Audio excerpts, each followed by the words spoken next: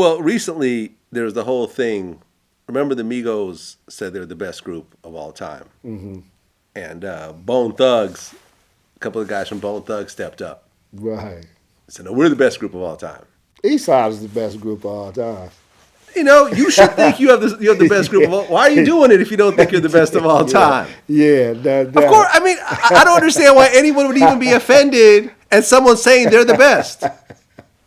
The fuck? Don't say you're the best. Don't, you know we the best. You know we the best. Don't say you the best. No, I don't know you the best. I really think, I really think we better than you. But and there's arguments any type of way. Like me and Nick Cannon talked about this, where he goes, well, it's an interesting, conversation because you could say that at their height, the Migos were bigger than Bone Thugs at their height. You can, but it's a different way of selling music. Okay. Well, I'm going to keep going with this, right? So you could say the Migos are way hotter right now than Bone Thugs when they were super hot, okay? You could also say Bone Thugs may not have been as hot at the time, but their music is standing the test of time, whereas Migos, you're not quite sure. You could play Crossroads right now. Motherfuckers will start crying. You can. Thuggish Ruggish Bone and First of the Month is still all-time classics. Notorious Thugs is still like, yo, you could still play it 20 years later and been like, yo, this is some shit. It is. With Migos, we don't know. Maybe, maybe not. Maybe not. But you got to let the time play out to be fair to see how, because you can say these hits were bigger, but who knows? They might still be on Bad and Bougie 20 years from now. That might still be the shit. Now you could say, well, none of those groups put in the work that the Eastsidaz put in. Like, we were really with the streets to, That makes us bigger and better and different. That makes us more authentic and the biggest street group of all. You could argue with it however the fuck you want to argue. We went platinum in 7 months and it took y'all 9 months. Right, exactly. That type of thing, man. Yeah. Well, in the process of going through this whole back and forth, Bizzy Bone went on live and pulled out what looked like a musket or something.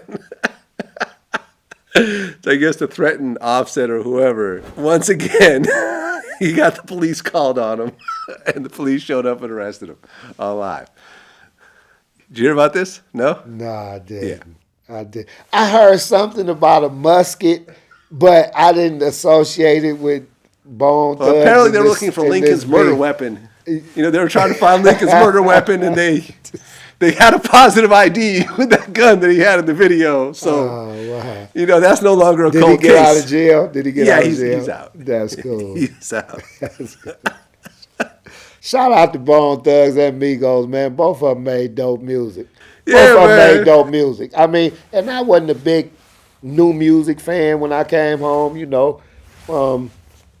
I got introduced to certain songs and certain groups by my wife, and then, I listened to it a couple of times and be like, okay, that dude got a cool little vibe to it. I can see it in the club, and then when I went to a few clubs, I saw the music that they were playing and the effect that it had. I seen, girls singing background lyrics to the songs. They know the song all the way through. Mm-hmm. So I'm like, wow. I'm like, damn, this, it's a new vibe. It's a new energy. So I shout out to both of them. They big ass gigantic groups. I've interviewed both of their music. I've interviewed both groups multiple times, various members. Matter of fact, I did Migos' first interview ever. How's that? Dope. How's that? Dope. Totally by accident. I can't take credit for it. Yeah. I was asked, their manager, Coach K, asked me to do it as a favor in exchange for a Gucci Mane interview.